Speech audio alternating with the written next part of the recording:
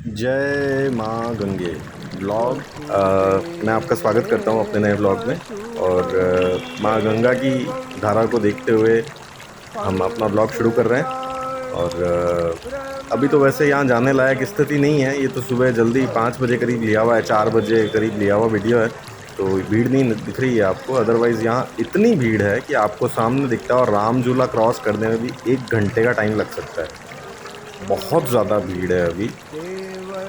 बाकी की डिटेल आपको व्लॉग के एंड में बताएंगे। Welcome to another blog. एक और ब्लॉग में आपका स्वागत है। और आज आपका ब्लॉग में स्वागत हम हमारे पौधे दिखाते हुए कर रहे हैं। ठीक है, सुंदर सुंदर पौधे जिनको गर्मियों में देखने से बड़ी राहत मिलती है। बच्चे तो नाना घर गए हुए हैं और हम लोग भी अब जा रहे हैं घर पे। चाय वाय पियेंगे, फिर मैं वापस आऊँगा अपने रूटीन वर्क में लगने के लिए। और लेंस साफ़ नहीं है तो कुछ भी साफ़ नहीं दिख रहा होगा। हाय दोस्तों, कैसे हैं आप सब लोग? शक्ल थोड़ी अजीब सी लग रही होगी, है ना? यार, कुछ तो गर्मी का असर है, कुछ मेरी हेयर स्टाइल अलग है।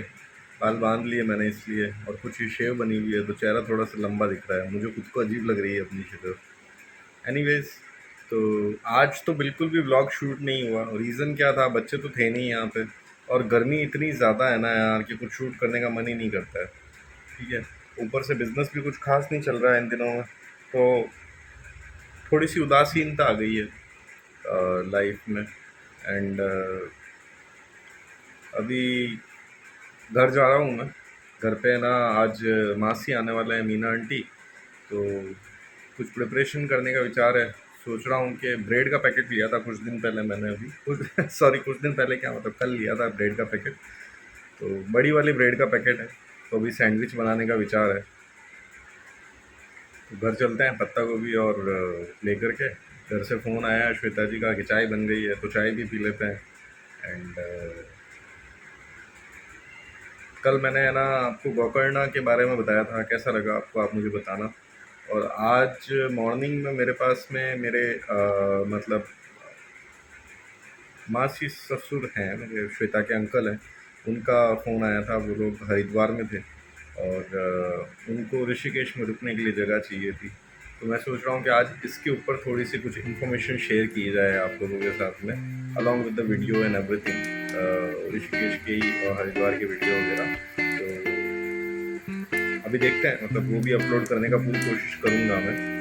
और बाकी अब चलते हैं आगे। विष्णु भैया आए हैं और विष्णु भैया के लिए बना रहे हैं हम कोल्ड कॉफ़ी। दूध लेके आ गया था ठंडा, और ये हमारी कॉफ़ी।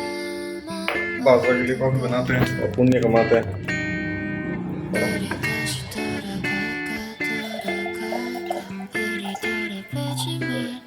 क्या है कि इसको शक्कर के बाद में भूल गया।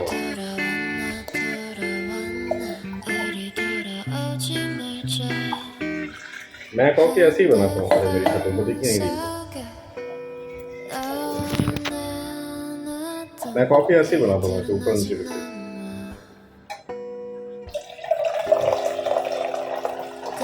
शक्कर डालना भूल जाऊंगा मैं।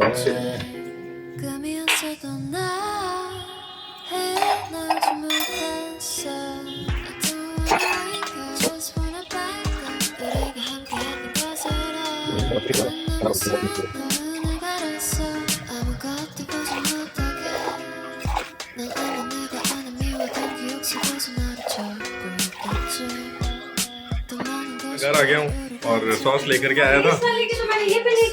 और ये यहाँ पे देखिए सैंडविच बना रहे हैं श्वेता जी। ठीक है, ब्रेड का जो साइज है ना, श्वेता जी के मुंह जितना बड़ा है।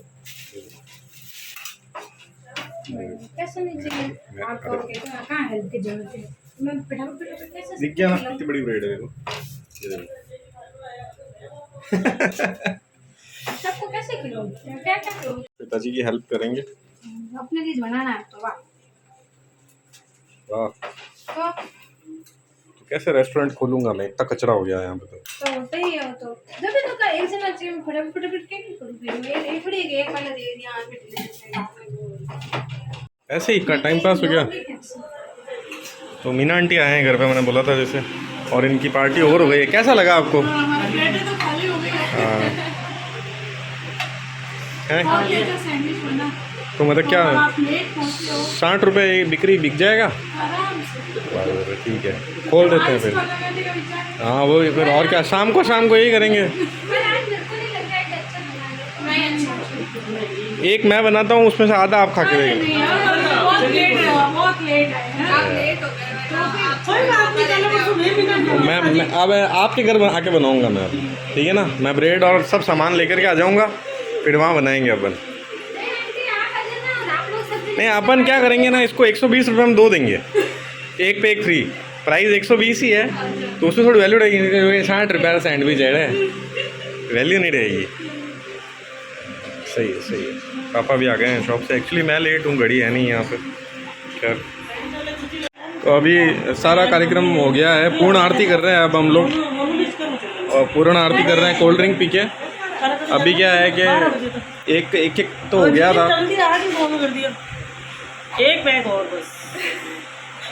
तो अभी मीना आंटी ने बोला कि नहीं बस मेरे तो एक बहुत है, तो मैंने कहा कि भाई है ना, एक पैक तो दुश्मन के साथ लेते हैं, इसलिए दूसरा ले रहे हैं फिर अब।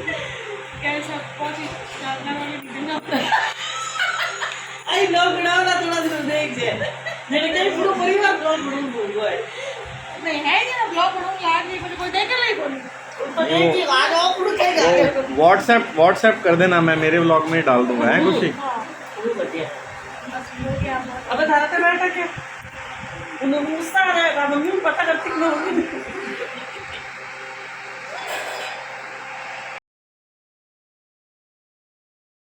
तो आइए जानते हैं हम इस yoga capital of the world Rishikesh के बारे में। ऋषिकेश को हिमालय का द्वार भी कहा जाता है, और ये बहुत ज़्यादा फेमस है बीटल्स की वजह से भी। बीटल्स ने यहाँ पे बहुत गाने वाने लिखे थे और बहुत फेमस भी हुए वो सारे सॉन्ग्स। और यहाँ का जो ऑरा है ना, वो अलग ही लेवल का ऑरा है। वो यहाँ गए बिना उसे शब्दों में बयान किया ही नहीं जा सकता। तो unless you will not go there, you will not going to realise. अब यहाँ पहुँचा कैसे जाए? तो आप भारत के किसी भी शहर से हरिद्वार तक वाया ट्रेन आ सकते हैं, और कुछ ट्रेन्स हैं जो ऋषिकेश रेलवे स्टेशन तक भी आती है। वो ट्रेन जहाँ आपको उतारती है, वहाँ से आपको टेम्पो जो है वो राम झूले के लिए जब आप बोलेंगे तो यहाँ तक ला करके रोकेगा। फिर टेम्पो स्टेशन के नीचे से होकर के जब आप जाएंगे तो ये वो बाज़ार है पर्टिकुलर जहाँ से होकर के आपको गुजरना है। और टेम्पो स्टेशन को क्रॉस करते हुए जब आप आगे जाएंगे तो एक और माँ गंगा होंगे, और दूसरी और ये इस तरह का बाज़ार लगा हुआ होगा। और ये बाज़ार जहाँ पे ख़त्म होगा वहीं ये राम झूला है। राम झूले को आप पैदल भी क्रॉस कर सकते हैं, यहाँ से वॉक करते हुए और ठंडे ठंडे हवा के झोंके लेते हुए भी आप क्रॉस कर सकते हैं। और दूसरा जो तरीका है वो है कि आप वाया बोट भी इसको क्रॉस कर सकते हैं। जब सीज़न का टाइम होता है तब 20 रुपये में ये लोग ले जाते हैं, लेकिन ऑफ सीज़न का टाइम होता है तो ये 200 रुपये तक भी चार्ज कर लेते हैं, या तो फिर 10 सवारी का वेट करते हैं। आने जाने दोनों साइड का टिकट भी ले सकते हैं और सिंगल साइड का टिकट भी ले सकते हैं। बोट से जाना ज़्यादा कन्वीनियंट ऑप्शन है। जो मार्केट से अभी हम गुजरे थे वहीं पास ही में से नीचे उतर करके बोट मिल जाएगी। उसके बाद जब बोट आपको उतारेगी तो आप इस मार्केट में आ जाएंगे, या आप राम झूले से अगर राइट की तरफ टर्न ले लेंगे तो ये पर्टिकुलर सड़क जो है वो आपको नज़र आएगी।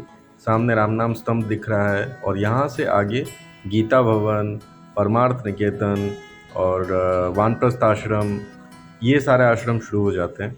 यहाँ ऋषिकेश में आने के लिए सबसे एप्रोप्रिएट जो मौसम जो टाइम है वो अक्टूबर का महीना सबसे बढ़िया रहता है।